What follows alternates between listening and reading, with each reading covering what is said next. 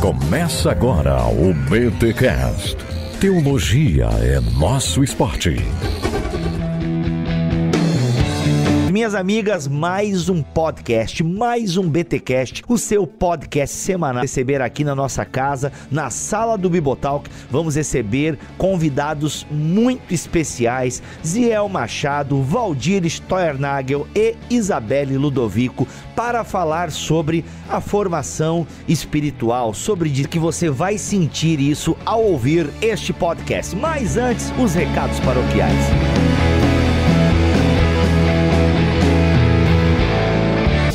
E nos recados paroquiais, gente, a Mundo Cristão está lançando formação espiritual. Nagel, Sileda Steuernagel, Osmar Ludovico, Isabelle Ludovico e Ziel Machado. O atual ritmo frenético da prática religiosa mente com o que é aparente, deixando intocados as demandas que atingem a alma. Formação espiritual reúne textos de 6 amigos e caras e minas. Deixa eu dizer, você percebe essa amizade quando você ouve um livro. Esse livro aqui, eu penso que se você não quiser ler agora, porque você tá numa vibe de leitura, não é grande e é o seguinte, tem muita vida, muita vida. É um livro pequeno, mas grande em experiência. Sério, vai lá, vai. Ouve, eu vou parar com a propaganda aqui, ouve aí o papo e você decide no final. Mas, se decidir positivamente pelo livro, o link está aqui na descrição deste podcast, ok? E lembrando, sempre que você compra na AIS para a continuidade do nosso ministério, tá bom? É isso, gente, fica com esse papo aí de gente grande. Nossa, mano, pega aí, vai lá.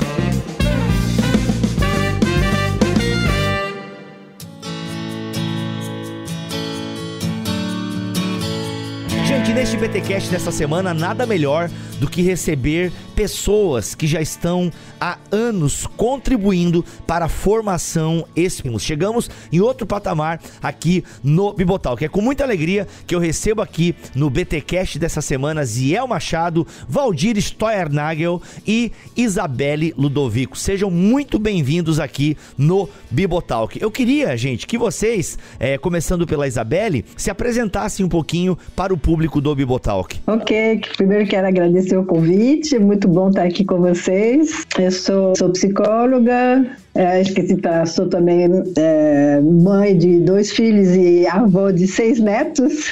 Caramba! Opa. Rendeu. Os filhos quiseram fazer mais. Vamos ver seus pais aí. O pai só fez eu e tu, vamos fazer 3 cada um. Isso mesmo. Ô, louco. Então, eu sou psicóloga clínica, sistêmica, e por isso que, inclusive, o tema que eu desenvolvi nesse livro é o tema da família. Perto. E agora vocês estão em Lisboa. Isso, perto de Lisboa, Cascais. Legal, muito bom. É a primeira vez também que você vem aqui, mas o seu nome é muito citado, né, por Victor Fontana, Paulo On. De vez em quando eles citam o Ziel Machado aí para falar. É bem legal participar dessa experiência com vocês, como tem sido muito bom participar do projeto do PGM, né? Um grupo de amigos que acaba incluindo novos amigos a cada nova turma, né? Olha que legal. Então, eu tenho boa parte da minha vida eu passei no contexto do Ministério Estudantil. Primeiro na ABU do Rio de Janeiro, onde eu nasci, na cidade do Rio, trabalhando com secundaristas e universitários ali. Depois, habilidade com uma função mais um pouco nacional. Uhum. E aí passei, então, na ABU 18 anos. Depois de 18 anos na ABU, a ABU Internacional, que tem o nome de IFES, né? A International Fellowship of Evangelical Students, me chamou, então, para contribuir em outra instância. Eu comecei a coordenar, então, na América Latina, por onde eu fiquei por 13 anos. Então, eu passei um pouco mais de 30 anos no Ministério Estudantil. Até 2011. A 2011 eu deixei a ABU, a Internacional, e aí me concentrei mais no Brasil e então passei a trabalhar mais na igreja local, na Igreja Metodista Livre, que é uma igreja de origem japonesa, é um concílio Nikkei, e trabalhando no seminário Servo de Cristo, que é o seminário chinês. Então eu tenho parte do meu dia eu estou com chineses, outra parte do meu dia eu estou com japoneses. Eu estou pensando em criar uma banda de louvor coreana para fechar minha conexão asiática completa. Demorou. Né? Olha aí, ó, K-pop com Ziel. Olha Isso, aí, ó. K-pop K-Ziel. K-pop gospel, e aí a tua banda é sempre a galera correndo, nos clipes a galera sempre correndo e tal, maratonando. Isso. Muito bom. Exatamente, a corrida tá sempre presente. Sempre, pra quem não sabe, pra quem não entendeu a minha piada, achou ela bem deslocada, acompanhe o Ziel aí nas redes sociais, ou ouça os podcasts do Irmãos.com, onde o Ziel volta e meia aparece, que ele conta as histórias das suas corridas e por aí vai. Mas Valdir, seja muito bem-vindo aqui no Bibotalk. Então, O Valdir tá direto da faixa de Gaza, né, Valdir? Essa barulho aí são bombas, explosões, tá na faixa de Gaza aí do seu apartamento. Acho que uma faixa de Gaza é com um barulho no prédio aqui. Bibo, tu sabe o que, Bibo? Eu tenho 7 netos. Você fez essa festa toda com a Isabela, que tem 6. Eu queria dizer que eu tenho 7. Mas quantos filhos? Vamos ver. Bom, aí é diferente, é 4. Então, tá aí que ele tá, mas é bastante também, né? Bastante também, 7 netos, caramba. É verdade, gente, aqui, ó, que o pessoal diz aí que a gente aprende a ser pai quando é pai, né? Mas outros disseram que não, que a gente aprende a ser pai quando se torna avô, ou que aprende a ser avó, ou que aprende a ser mãe quando se torna avó. É verdade, essas coisas não tem nada a ver aí, eu acho que... tem tudo a ver, cara, isso aí é toda uma outra história. Mas os avós não estão aí pra estragar os netos? Porque é isso que a gente ouve também. Que é isso? Os netos que estragam os avós. A Isabelle, que é psicóloga, ficou quietinha, eu tô até com medo. Eu vou parar de falar, porque quando eu tô com psicólogo eu me entrego, todos os meus gatilhos, meus atos falhos. É melhor eu parar aqui. Daqui a pouco a Isabelle, eu percebi que você tem um problema com o seu pai. Eu vou fazer isso ao vivo. Não, por favor, depois a gente faz uma conversa, se puder fazer uma consultoria, uma consulta grátis aí, a gente agradece, Isabelle. Mas legal. O Valdir, fala um pouquinho de você aí, Valdir, por gentileza, pro nosso público. Então, eu sou catarina, né? Natural de Joinville, eu sou casado com... Terra boa. Pois é, né? Você tá por aí, eu sou casado com Cileda é do Maranhão. Então, não sei se você lembra, você é muito novo, mas antigamente tinha um negócio chamado telegrama. Aí quando nós casamos, recebemos um telegrama. Parabéns pelo passo de integração nacional. Que foi justamente esse casamento com uma maranhense. Eu sou pastor luterano, trabalhei também um tempo com a Aliança Bíblica Universitária, que o Ziel mencionou. Gastei vários dos meus anos com a Visão Mundial Internacional, que é uma organização humanitária, uma ONG cristã, que trabalha com apoio de crianças pobres, situações de emergência, e tenho alguma experiência em termos de pastorado de igreja, né? Então, essa é um pouco da minha caminhada. Hoje a gente vive em Curitiba. Olha aí, a Europa brasileira, olha aí, muito bom. Legal, gente, muito bom, é uma honra recebê-los aqui no BTcast. Valdir, quero começar com você, porque vocês estão aí lançando agora este livro, Formação Espiritual pela Mundo Cristão, e parte desse livro, se não todo ele, reflete muito aquilo que vocês fazem no PGM, que é o Programa Grão de Mostarda, o Projeto Grão de Mostarda. E eu queria, Valdir, que você explicasse um pouco para nós sobre o surgimento desse projeto Grão de Mostarda, né? Já que ele é o projeto que acabou unindo vocês e que também está, né, que tem parte da essência do PGM, está aqui neste livro Formação Espiritual, um caminho de fé, vida e missão. Então eu queria começar contigo e obviamente os demais também que fazem parte podem dar as suas contribuições aí ao longo da fala do Valdir. Pois é, então, né, Bibo, Grão de Mostarda é uma imagem bíblica, né? É uma imagem que vem dos evangelhos, e que fala de alguma coisa muito pequena, de alguma coisa que vai, de repente, ganhando forma no decorrer da história. E o que a gente chama hoje o projeto Grão de Mostarda começou assim pequeno, começou com uma conversa, né, com o Osmar Ludovico, que é o esposo da Isabelle, onde a gente já era amigo e conversou. Eu tenho uma história aí, Bibo, pode ser uma história rápida? Histórias são sempre bem-vindas. Cara, eu tava uns 30 dias com febre. É Covid, sem saber exatamente 30 dias com febre. Não. Ih, rapaz, aí o Osmar veio me visitar, eu estava acamado, o Osmar veio me visitar, e aí sentou do meu lado e começou a conversar, e a gente já era amigo, né? E aí começamos a pensar nessa coisa de como investir na vida e na liderança de novas gerações. E fazer isso de uma forma muito relacional, fraterna, né? Isso foi o jeito que o PGM nasceu. Então o PGM é um projeto de amigos a gente juntou aí um pessoal, Osmar Ludovico, o Ricardo Barbosa, no segundo momento o Ziel, né, que disse, olha, nós somos amigos e vamos caminhar juntos. Segundo, nós dissemos, vamos fazer isso junto com uma geração mais nova, de líderes cristãos, de movimentos, de igrejas, e vamos tentar compartilhar a nossa vida com esse pessoal. E isso a gente tem feito por mais de 25 anos, né? Que basicamente é uma caminhada de amigos que têm experimentado a vivência de fé e que querem compartilhar da sua vida com uma geração mais nova, escutar essa geração e deixar com que essa geração nos conheça e aprender com essa geração. Muito bom. Então, quando a gente fala em formação cristã, a gente está falando dessa trajetória de vida. Muito legal. Isabelle, você faz parte do PGM, certo? Eu estou mais na retaguarda, na realidade, né? Estou mais através do Osmar, das pessoas que a gente acaba acolhendo em casa e construindo relações e acompanhando. Eu também tenho encaminhado gente para o PGM, então eu acompanho nos bastidores.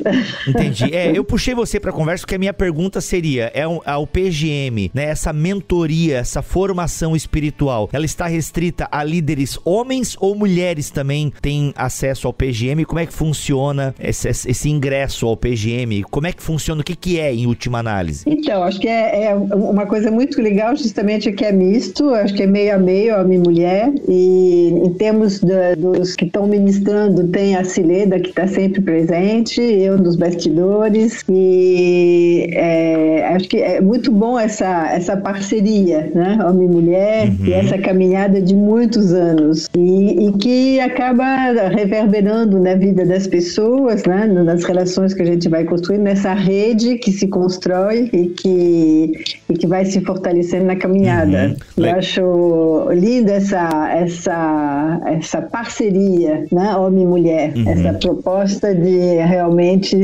tirar um pouco essa coisa patriarcal e machista dessa herança cultural e começar a caminhar junto. Muito bom. Não, eu pergunto porque até o Bibotalk a gente tem um pouco até essa fama, e é uma fama boa, na minha opinião, que nós damos espaço, né? Eu fico caçando mulheres teólogas, né, pra falar, e a gente achou a Carol Bazo e nos alegramos. E a Carol Bazo, a professora de teologia, sabe, da história da igreja. Então é muito legal, e a gente tem um público feminino, né? 30% da nossa audiência são de mulheres. E eu acho que isso é muito legal, ter essa questão da representatividade, né? Algumas pessoas acham que é frescura, mas eu tenho uma filha mulher e eu vejo como é legal ter a Mulher Maravilha, como é legal ter a Capitã Marvel, né? A minha filha pode brincar de super-herói sem precisar ser o Capitão América, entende? Apesar de que ela gosta bastante do Capitão América. Mas assim, eu acho legal. Posso entrar aí, Bibo? Mas, rapaz, não precisa nem pedir. Ô, Ziel, você tá no mute aí, você pode entrar chutando também, Ziel. Fica à vontade. Não, veja, eu acho que o que a Isabelle fala é muito importante. Então, na nossa caminhada com esses 25 anos, como a Isabelle falou, a gente tem tido muita participação, né, de líderes, mulheres que coordenam ministérios, estão na igreja. Então, acho que isso é muito importante. No caso de nós quatro, realmente, porque como é uma caminhada de amigos, né, assim, de caminhada de vida, então acabou tendo essa nota de nós, digamos, dos quatro, mas como a Isabelle falou, a Cileda, ela está sempre presente, e muitos dos encontros acontecem aqui em Curitiba, então é muito mais tranquilo para a Cileda. Mas uma outra coisa que eu queria falar é que também nessa caminhada, a gente concilia, por exemplo, líderes de ministérios cristãos com pastores, pastoras e com pessoas que a gente infelizmente chama de leigos, né? Sim. Então, assim, essa é uma mistura, não é só um negócio clerical, não. A gente acredita no sacerdócio geral de todos os santos. Olha aí. E nessa mistura de equilíbrio de gênero. Muito bom. Ô, Ziel, a questão da espiritualidade cristã, você tá há um tempão, você tá há quanto tempo no PGM? Acho que você não tá desde o começo, Zé, ou tá? Não lembro agora. Não, eu quer dizer, na verdade, eu sou um protótipo do PGM, eu sou anterior ao PGM, porque que acontece? Eu conheci o Vandinho em 79, em 79 eu tinha 17 para 18 anos. Na mesma época eu conheci o Osmar Ludovico e a Isabelle, mas tive mais contato com o Osmar.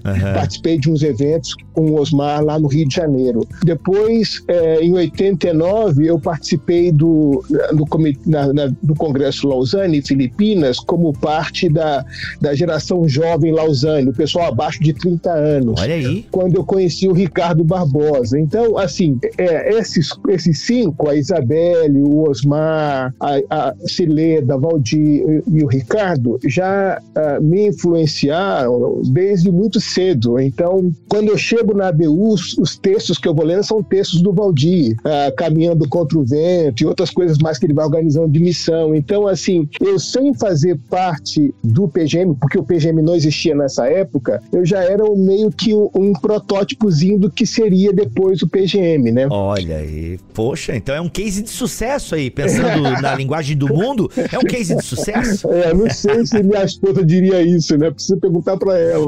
Não pode trazer as esposas, elas sempre contam a verdade, não, para.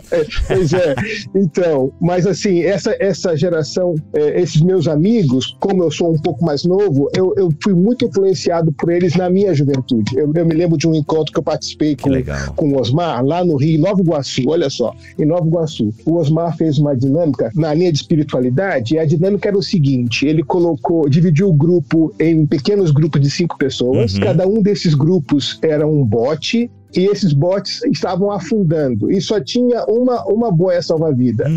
E a gente tinha que escrever no papelzinho a razão pela qual nós devíamos ser salvos. Olha aí. E aí, anonimamente. E aí, cada grupo, as pessoas escolheram, aí juntava o grupo, os papeizinhos de um grupo e passava para o grupo do lado. E o grupo do lado escolhia quem do grupo anterior ia ser salvo, né?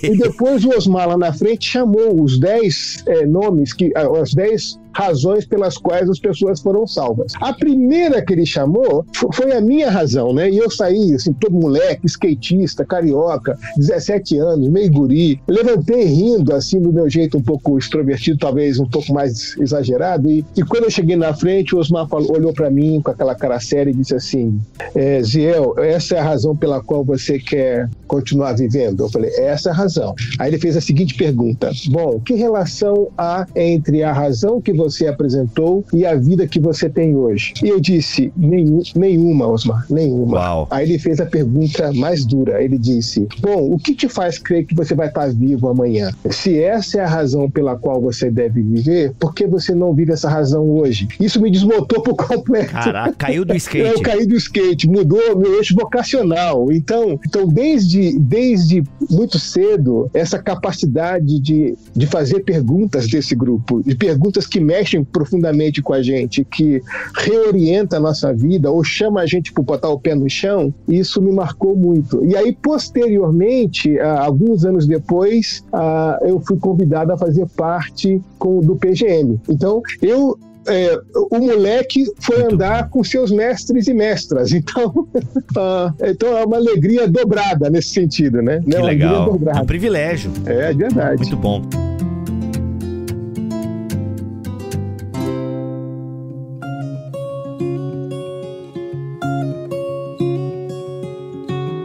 Gente, vocês estão há anos lidando com a questão da espiritualidade e a espiritualidade cristã, especificamente. No julgamento de vocês, né, vocês que estão há tantos anos trabalhando com isso, atendendo pessoas, e o legal que, pelo que eu entendi do PGM, ele tem essa pluralidade confessional, né? Vocês têm até, inclusive um luterano começou, olha só que impressionante. E o pessoal diz que luterano não faz missão, é um absurdo isso, eu sempre defendo os luteranos. E aí, o Valdir tá até no mute. Brincadeira, tá, Valdir? Tu sabe que eu tô brincando. Obrigado. Então, é verdade, eu sempre defendo os luteranos porque na minha bolha, mas como assim luterano? Luterano não é católico sem Maria? Eu falei, não, gente, pera aqui, eu vou mostrar um negócio pra vocês, vem cá. Então, eu entendi que o PGM, ele é plural, ele é pluriconfessional, tem um saudável ecumenismo, pra usar essa palavra perigosa pra alguns, mas eu acho que não é perigosa pra vocês, mas um ecumenismo saudável e por aí vai. Gente, na opinião de vocês, diante de toda essa experiência, diante dessa caminhada de amizade, por isso que eu gastei até boa parte da entrevista aqui, que vocês falassem mesmo da amizade de vocês, pra galera entender a seriedade e a profundidade e o quão convidativo é o PGM. Mas, diante de tudo isso, dessa experiência, destes contatos, gente, na opinião de vocês, qual é o principal problema na formação espiritual do brasileiro? E aí? Então, uma imagem, né, Bíblia, que a gente podia ajudar a usar é que a igreja, digamos, no Brasil, e acho que assim, quem tem vivido essas últimas gerações no Brasil tem vivido uma experiência de bastante expansão, né, ministerial, de crescimento de igreja, né? Então, o que a gente podia dizer que essa igreja, ela acabou sendo uma igreja que tem uma grande elasticidade territorial, né? Ela é longa em quilometragem, mas ela é extremamente superficial em termos de enraizamento. Então, ela tem 1 centímetro de profundidade, enquanto que ela tem quilômetros de extensão. E a espiritualidade é justamente um processo de enraizamento da fé no conhecimento e no encontro com o Evangelho e, ao mesmo tempo, com o tempo no qual nós vivemos. Então, acho que essa, em parte, é a nossa proposta de formação cristã. É uma formação que precisa se enraizar no Evangelho, é uma formação que precisa se agarrar um no outro, por isso a caminhada conjunta, e é uma formação que precisa saber conversar com o tempo no qual nós vivemos. Ela é uma formação que precisa influenciar o tempo e não ser simplesmente influenciada pelo contexto. De outra forma, a igreja se torna uma caricatura, né? Ela se torna parte do problema e não parte da solução. E essa capacidade que nós temos como igreja de discursar de uma forma a fé e viver de outra forma a fé é uma coisa um pouco ruim, né? É uma coisa bastante ruim. Exatamente isso que eu ia falar, que essa superficialidade, né? Esse individualismo exacerbado, essa tentação do poder, tudo isso conta dessa expansão meio sem controle. E aí a proposta da espiritualidade é uma proposta de começar numa intimidade com Deus, de aprender a ouvir, de aprender a silenciar, de aprender a ser transformado, depois vivenciar isso comunitariamente e aí poder, a partir dessa coerência de vida, poder ser sal na sociedade, em todas as esferas. Entendi. Caricatura, falta de profundidade. Não dá para só celebrar o crescimento, né? A gente precisa qualificar esse crescimento. Nem todo crescimento é coisa boa, né? O câncer é um tipo de crescimento, não é bom. Inflação é um tipo de crescimento, não é bom. Então, um crescimento não qualificado se torna um grande problema. Então, a gente muitas vezes celebra essa expansão numérica da igreja evangélica sem prestar atenção no que tipo de igreja é essa que está crescendo, né?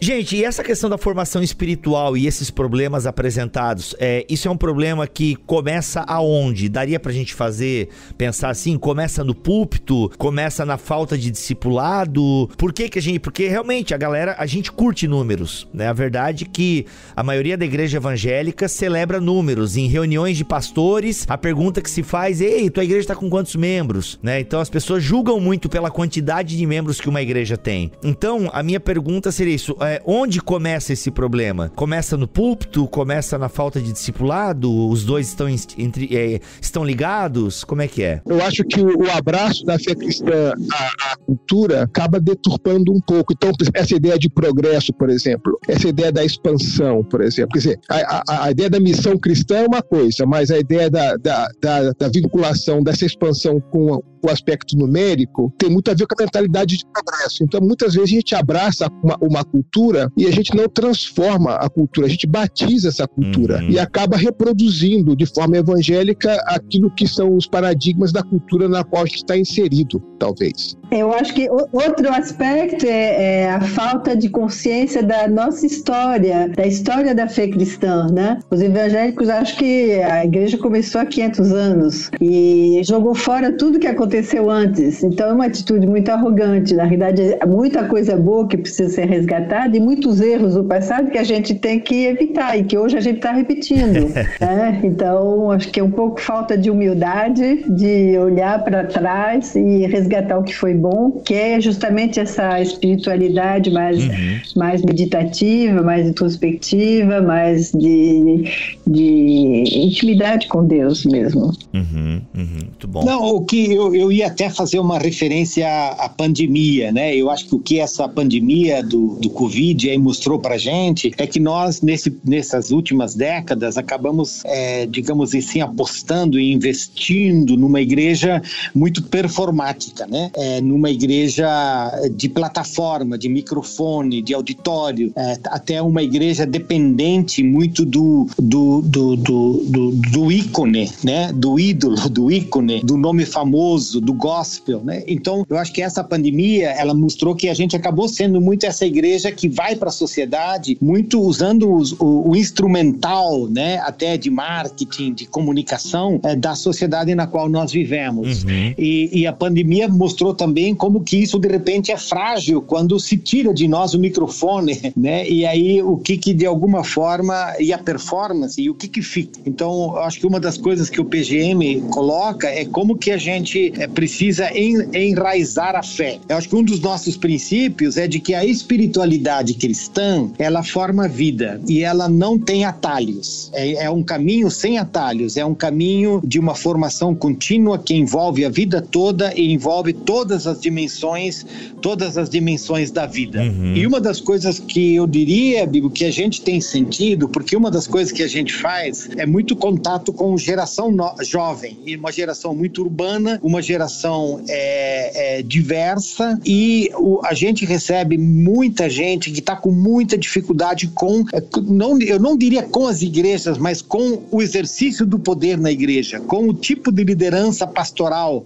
caciquista, de cima para baixo, que não dá espaço. Então, a gente recebe uma geração de jovens que estão assim muito, muito cansados desse pastorcentrismo e que estão buscando por espaço sem encontrá-lo, que estão se sentindo usados, né? E eu acho que essa é uma coisa que a gente tem escutado por anos e que de alguma forma se revelou muito nessa pandemia no qual a gente vive. Eu acho que uma das coisas que a gente pratica é a escuta do outro, levar o outro a sério, dar espaço e fazer isso, como a Isabelle falou, usando uma riqueza na tradição da própria igreja, que é justamente essa tradição que a gente chama da Lectio Divina, do silêncio, da oração, da escuta do outro, e que isso traz pra gente um sentido de comunidade, comunhão muito profunda, né? Legal. Então essa tem sido uma prática muito rica para nós, né? Sim. Mas, pessoal, pegando essa fala do Valdir aí, essa última fala, né? Jovens que reclamam da falta de espaço e existe mesmo, né? Um caciquismo, para usar a palavra que o Valdir usou. Existe realmente uma estrutura de poder na maior parte da igreja evangélica. Agora, como é que vocês diferenciam, como é que vocês sacam onde é realmente uma falta de espaço ou uma rebeldia do jovem, né? Porque me parece que a nossa geração, se bem que eu já tenho 37, tô me achando jovinho, né? Talvez, ou a geração antes de mim, ou eu tô meio perdido agora aqui nas gerações, mas eu também não sou da geração de vocês, né? Mas quem sabe a minha geração, a geração que tá vindo aí, a gente também não é um pouco rebelde demais e temos problemas com a autoridade, e aqui eu utilizo a autoridade no sentido bom da palavra, né? Que é o sentido único que existe, mas a gente adora deturpar as coisas. Mas a nossa geração não tem um pouquinho problema com o jovem em geral, né? O Rock tá aí pra provar isso, mas o jovem em geral também não tem um pouco problema com a autoridade. Como é que vocês diferenciam? Como é que vocês fazem pra sacar isso? Aqui temos um jovem rebelde, e aqui, precisamos... Enfim, deu pra entender minha pergunta ou ficou confuso?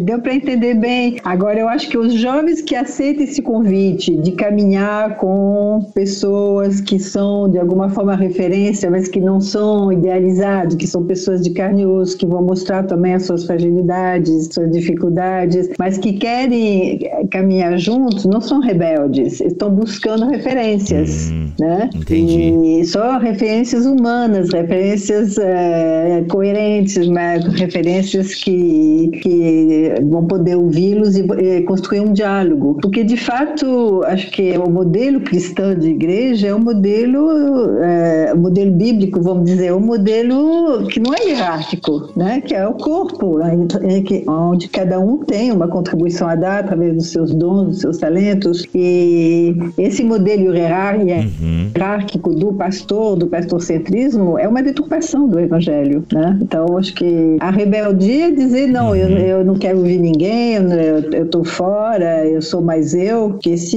individualismo. Mas quem está buscando caminhar junto, quem está buscando buscando referências, mostra um desejo de algo mais profundo. E nesse caso, a rebeldia muitas vezes é um sinal de saúde, porque a rebeldia é a reação natural a um modelo autoritário de uso do poder. E então a pessoa se sente sufocada, e aí expressa isso pela música, pela arte, pela fala, pela sua movimentação, pela sua articulação. É como a pessoa acuada, né? Então, se alguém está sendo sufocado, a reação de sair desse sufoco pode ser vista pela lógica da rebeldia, mas na verdade às vezes é simplesmente uma expressão de vida. Então a gente precisa ouvir exatamente que rebeldia é essa e qualificar bem essa rebeldia. Essa rebeldia é reação a quê? Né? Agora, quando você tem esse modelo bíblico, evangélico, da sujeição mútua, independente da posição que você ocupa, da idade que você tenha, do gênero que você tem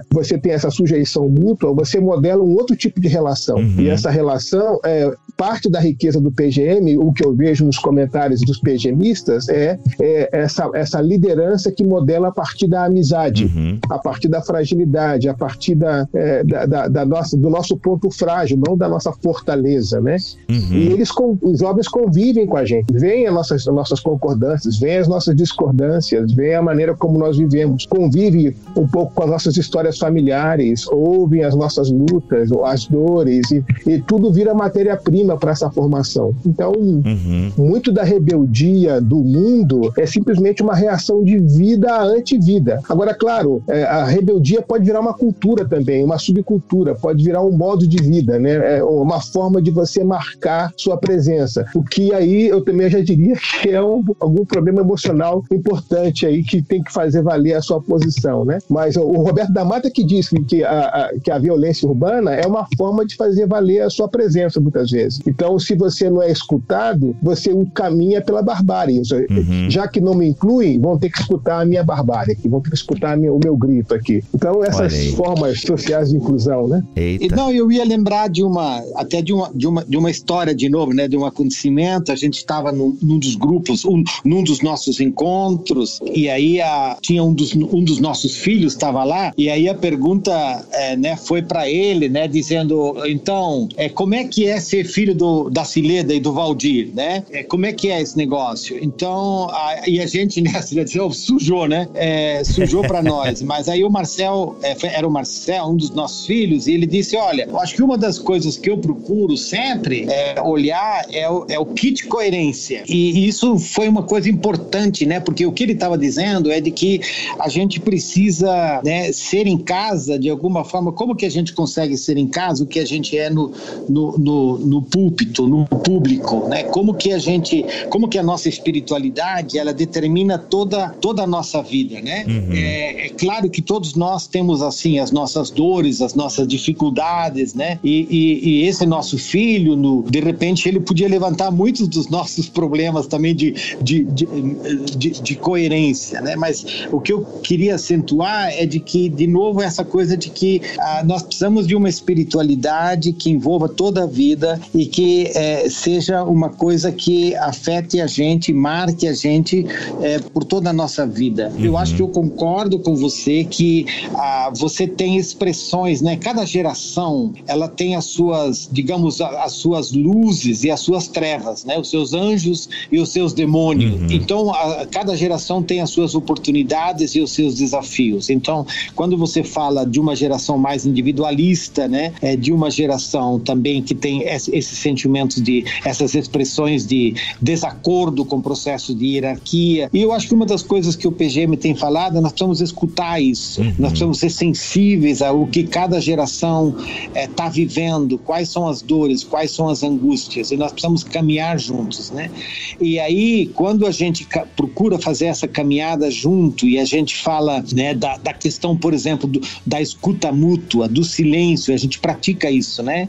Dessa leitura bíblica que coloca todos nós no mesmo patamar, e nós vamos escutar essa mesma palavra, e nós vamos escrever as nossas orações em reação a essas mesmas palavras, e nós vamos compartilhar as nossas orações. Isso nos horizontaliza, e de repente, inclusive essas, digamos, sementes de individualismo, ou se você quiser chamar de rebeldia, elas são desconstruídas, elas são humanizadas no nosso encontro, e a gente acredita que o Espírito de Deus faz isso entre nós, E isso é uma experiência que a gente precisa sempre de novo, porque ela é fundamental para a nossa vida e é muito rica, né, Bibo? Muito bom, muito bom. Até puxando o tema da família que foi tocado aqui, Isabelle, o seu texto neste livro, composto aí de 8 capítulos, ele fala de família, fonte de alegria e sofrimento. Queria que você explanasse aí um pouquinho para nós, não dando muito spoiler, né? Só até pra galera poder ter novidade quando for ler o seu capítulo, mas de que forma a família é a nossa fonte de alegria e sofrimento? Então, a família é o útero social no qual a gente se construiu como gente, né? A gente começa a se perceber como gente na família. E aparentemente a Bíblia nos coloca 2 lições que parecem contraditórias, que é uma, honrar pai e mãe, que é reconhecer o bem que eles fizeram, e outra é aborrecer pai e mãe. Quem não aborrecer pai e mãe não pode ser meu discípulo de Jesus, né? Então, olha o dilema.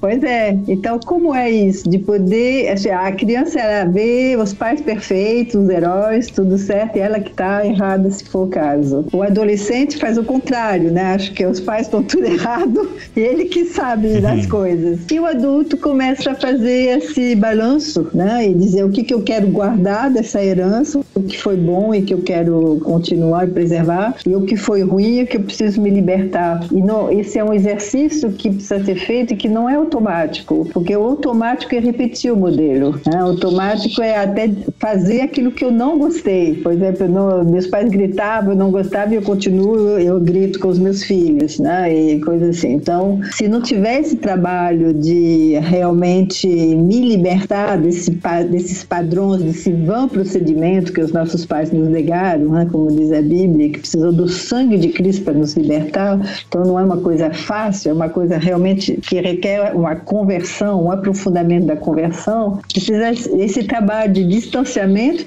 em relação à herança para poder fazer esse balanço, né? E aí essa importância, então, também de resgatar o que foi positivo, né? Que tem muita coisa boa para ser celebrada, para ser compartilhada, para ser desenvolvida. E então, acho que... Mas é importante também perceber que é um processo para a vida inteira, né? E eu gosto muito, eu fiquei muito feliz quando eu descobri na Bíblia que quando dizem felizes, né? Como Mateus 5, o Salmo 1, a tradução original do Shoraki é em marcha, a caminho. Então, felizes é aqueles que estão a caminho, que estão caminhando na boa direção, na direção dessa transformação, na direção dessa libertação, na direção da sua própria vocação, porque justamente deixar pai e mãe é justamente deixar de atender a expectativa deles para descobrir a nossa vocação. Então, acho que esses jovens que participam do PGE, muitos estão nesse processo, né?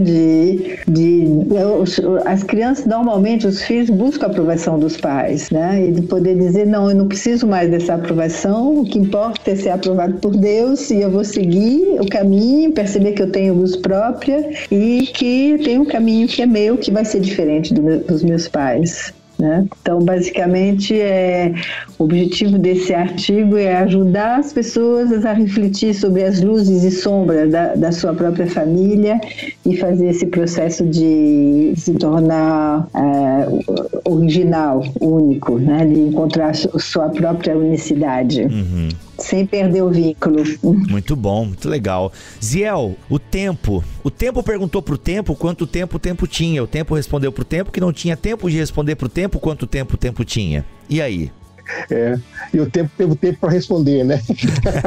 Nessa questão do tempo, a minha preocupação bom, eu sou um cara que cresci muito preocupado com a relação do tempo. Primeiro porque eu cresci num lar de músicos, então o tempo, o compasso, o ritmo sempre foi uma coisa que marcou muito a minha existência. Depois eu me tornei atleta, jogava basquete e o tempo era muito importante para poder saber o tempo de bola, o tempo de marcação, o tempo da corrida. concorrida. Depois eu estudei numa escola católica alemã, onde a gente era muito ligado na disciplina, na questão do tempo. Então eu sempre esteve muito presente. Até que eu me deparei com essa pergunta, né, do Eclesiastes, né, essa preocupação do livro do Eclesiastes, onde o autor está preocupado em saber se a morte vai chegar para ele antes de ele ter aprendido a viver. Então essa canção do Erasmo Carlos, que depois o Roberto gravou e todo mundo vem gravando, que é preciso saber viver, né? Então, nesse capítulo do tempo, eu vou no livro de Eclesiastes, a partir do capítulo 3, na verdade todo o livro, mas especificamente no capítulo 3, trabalhar essa ideia do conceito bíblico de tempo, né? Tempo não é dinheiro, tempo é vida, né? A maneira como nós gastamos o nosso tempo, nós gastamos a nossa vida. Então, essa ideia de lidar com o conceito de cronos, a maneira como nós pensamos o tempo cronológico e o tempo kairos, né, esse tempo oportuno. E eu faço então a seguinte pergunta, né, o cronos que nós vivemos é kairos para o quê? Então, como é que a gente significa esse tempo? Como é que a gente significa a nossa vida? Como é que a gente aprende a viver? Então, a partir dessa categoria tempo na Bíblia, eu proponho fazer algumas perguntas, contar algumas histórias, trazer um pouco dessa sabedoria semítica, bíblica, que ajuda a gente a resgatar um pouco o conceito de tempo que a gente tem. A gente trabalha com essa ideia de que nós somos os donos do tempo, né? Essa frase que o Hans sempre não tem o tempo, né? Como se o tempo fosse nosso, como se a gente tivesse propriedade do tempo, né? Eita, pode crer. Então, essa ideia do tempo como dádiva, o tempo como esse presente de vida que Deus nos dá, como é que a gente lida com o tempo sendo ele uma dádiva e não uma posse? Então, são perguntas dessa natureza que eu vou fazendo nesse capítulo, pulando entre histórias de vida, história de pessoas, leituras, citando alguns dos meus mestres, como Hans Birk, com quem caminhei um pouquinho de tempo antes dele falecer. Cito a própria Isabelle, num texto que a Isabelle escreve sobre o tempo belíssimo. E aí eu vou fazendo perguntas e tentando oferecer alguns caminhos de compreensão para essa dimensão do tempo. Muito bom, muito bom. Interessante, Ziel, que você começou contando essa historinha com os Osmar, onde ele falou, mas você acha que quem que te garante que você vai ter esse tempo, né? Pois é. É isso mesmo, né? E acho que uma coisa que eu acrescentaria, que eu acho que você fala no teu artigo, que o Book sempre falava também, que o Eschel também fala, né, que a instituição sacralizou o espaço da igreja e tal, mas Deus sacralizou o tempo, que é esse tempo de Shabbat, esse tempo de encontro com Deus. Né? Maravilhoso. E o Eschel tem uma frase muito linda, Isabel, que ele diz assim, não foi Israel que guardou o sábado, foi o sábado que guardou Israel, esse conceito do Shabbat, né? Então, é muito bonita essa afirmação do... Alguém já disse também, né, que se descansar e aproveitar o tempo, né, e descansar e essa coisa toda fosse fácil, não seria um mandamento, né? Pois é. Sensacional. Enfim...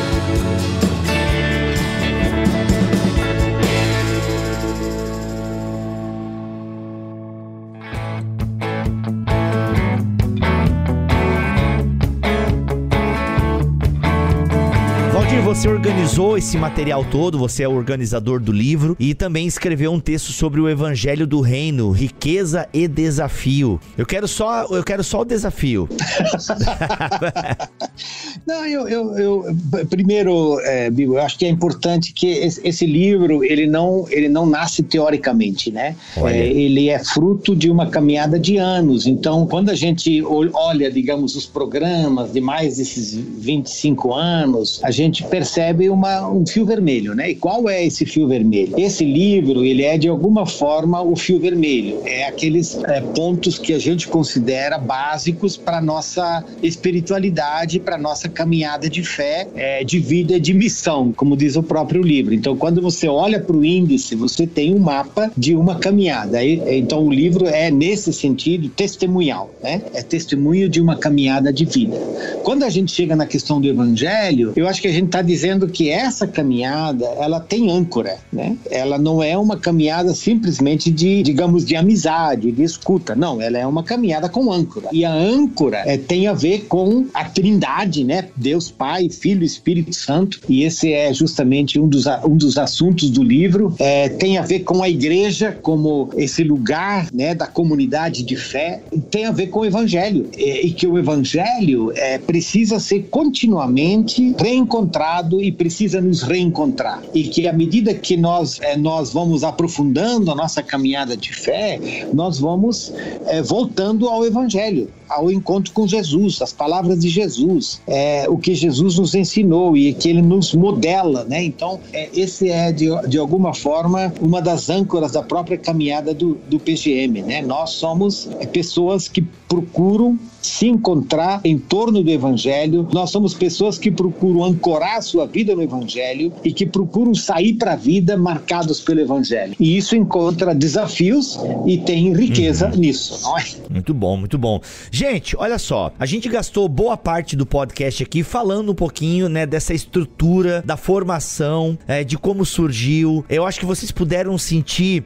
o compromisso, a amizade, a leveza de tudo que vocês vão encontrar aqui neste livro, nesse lançamento da Mundo Cristão, Formação Espiritual, um caminho de fé, vida e missão, que aí a Mundo Cristão está trazendo para nós. E o Valdir falou muito bem, eu não vou nem estragar o que o Valdir já acabou de falar sobre o livro, porque eu penso que os ouvintes que prestaram atenção também puderam sentir, né, que nas palavras de vocês existe aí uma caminhada, e isso é maravilhoso. Muito obrigado pelo tempo de vocês estarem aqui gravando esse podcast.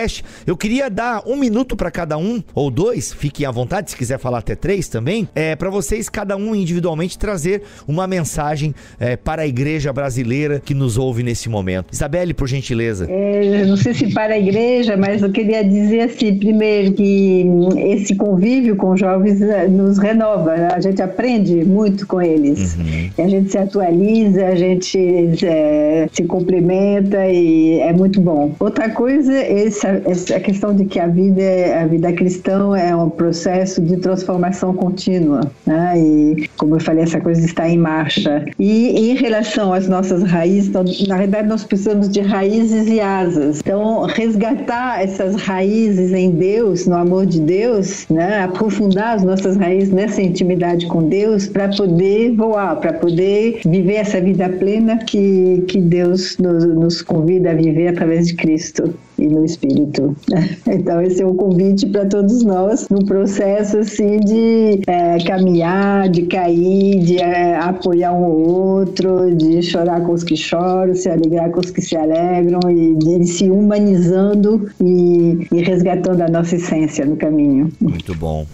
Eu diria que essa experiência de caminhar, esse livro como expressa uma caminhada que é marcada pela generosidade dessa geração mais jovem de caminhar com a gente. É esperançoso, é muito animador para a gente mesmo poder caminhar, é um privilégio caminhar ao lado da geração mais jovem. Eles percebem o quanto eles têm para contribuir, e essa generosidade deles além de ser emocionante, é muito encantadora, assim, é um espaço de muito crescimento poder caminhar com eles. Isso traz muita esperança de uma igreja mais solidária, uma igreja que aprende a caminhar junto, uma igreja que leva a sério que nós adoramos a um Deus que vive em comunidade, o Pai, Filho e Espírito Santo. Então esse modelo é importante para nós também, de vivermos, né?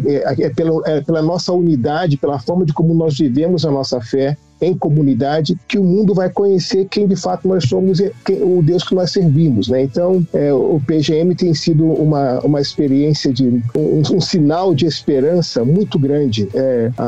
Uma das coisas que precisa destacar no livro é que esses jovens, eles participam nesse livro, nas histórias, nas conversas, mas também eles têm, alguns deles fizeram os desenhos que estão lá, que faz parte desse nosso diálogo, né? Olha então aí. Nós queríamos que as suas vozes também estivessem presentes no livro também. Muito bom. Então, assim, a riqueza dessa experiência, eu realmente espero que um livro que nasce por meio do encontro possa produzir muitos encontros entre aquelas pessoas que têm o privilégio, a oportunidade de ler o livro. Então, tenho muita esperança com esse processo. E muito obrigado pela possibilidade de participar com vocês aqui no Bible Talk. Valeu, gente. Obrigado. Valdir? Eu agradeço também, né, como tanto a Isabelle como o Ziel já, né, essa coisa de estar conversando aqui, né, muito obrigado por essa conversa, e eu acho que a gente tem praticado muito isso lá no próprio, nesse grão de mostarda, que é essa conversa. Tem 3 palavras: evangelho, comunidade e serviço.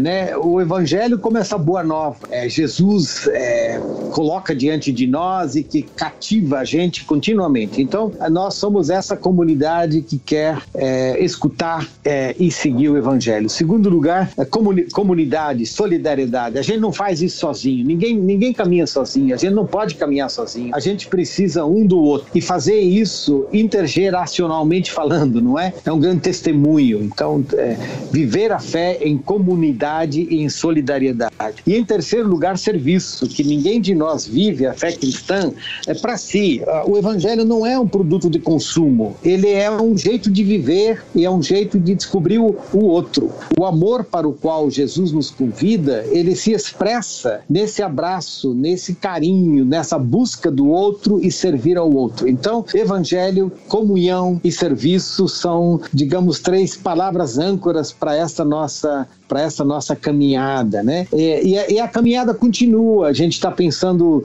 já num novo grupo aí, que, né, a gente caminha com o pessoal por 3 anos, está pensando no novo grupo. E eu acho que uma das coisas que a gente está fazendo também agora, nesse nosso momento, Bibo, como que a gente, de repente, nesse livro escutou muitos pioneiros, né, os velhos. Como que a gente escuta mais uma geração já mais nova? O que é que eles estão dizendo? E eu acho que isso está sendo uma outra experiência já agora fascinante para nós. Muito bom, gente. Prazer foi meu de verdade recebê-los aqui neste BTcast. E pessoal, o link para você adquirir o livro e saber mais está aqui na descrição deste BTcast. Fique também de olho nas redes sociais da Mundo Cristão, porque lá você também pode acompanhar ainda mais novidades e por aí vai, tá bom? Voltamos na semana que vem, se Deus quiser e assim permitir. Fiquem todos na paz do Senhor Jesus.